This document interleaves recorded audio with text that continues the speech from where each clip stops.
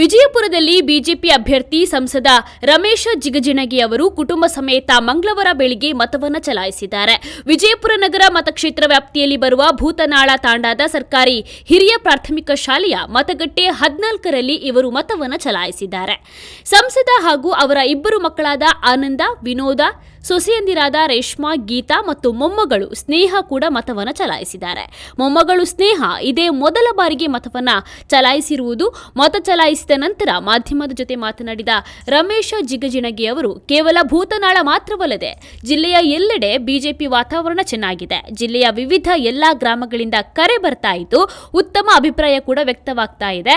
ವಿಜಯಪುರದಲ್ಲಿ ಲೋಕಸಭೆ ಚುನಾವಣೆ ಬಿಜೆಪಿಗೆ ಒನ್ ಸೈಡ್ ಆಗಲಿದೆ ಅಂತ ಹೇಳಿದ್ರು.